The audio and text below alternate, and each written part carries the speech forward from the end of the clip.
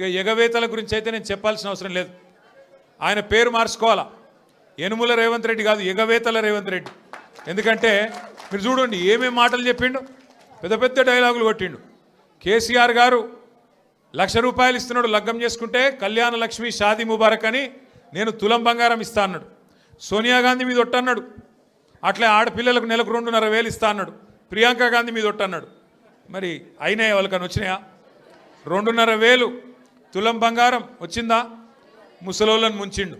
2,000 పెన్షన్ను 4,000 చేస్తా అని మాట్లాడిండు. వచ్చినాయా?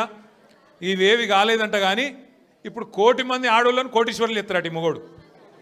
ఏది ఒక్కరినిద్దరిని కాదు, తెలంగాణలో ఉన్న 2 కోట్ల మంది ఆడపిల్లలు ఉంటే అందులో 1,00,000 మందిని కోటీశ్వర్లు చేసేదాకా ఇచ్చిపెట్టాడట.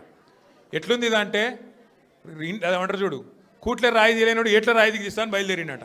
నెలకు 2,500 ఇయనికి ముఖం లేదు. కానీ నేను మొత్తం 1,00,000 మంది ఆడపిల్లల్ని కోటీశ్వర్లను చేస్తా అంటుండు.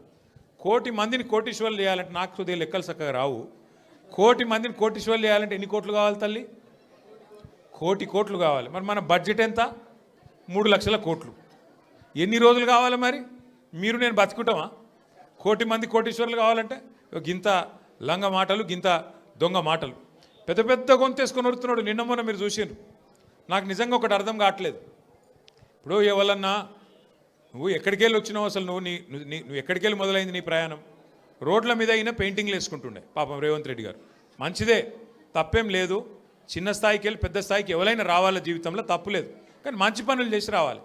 లంగ పనులు చేసి, దొంగ పనులు చేసి, బ్యాగులు మోసి, సంచులు మోసి, దొరికిపోయి జైలుకు పోయి మళ్ళీ అదేదో పెద్ద గొప్ప విషయం అన్నట్టు మళ్ళీ దానికి పోజులు కొట్టుకుంటా.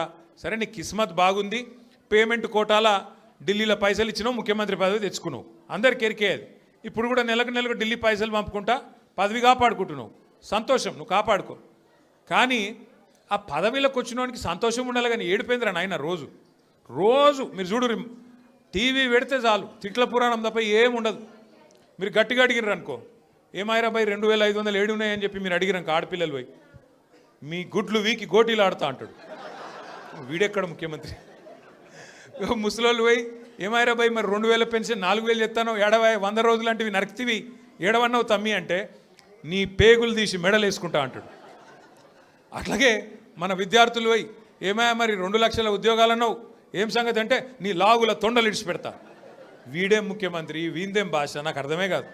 అరే 2 ఏళ్ళకి వెళ్ళి ఏం చేసినవారు అయ్యాను అంటే లాగుల తొండలు ఇడుస్తా, మెడల బేగులు వేసుకుంటా, గుడ్లు వీకి గోటీలాడతా. నీ అమ్మ నీ అయ్య గీదా భాష?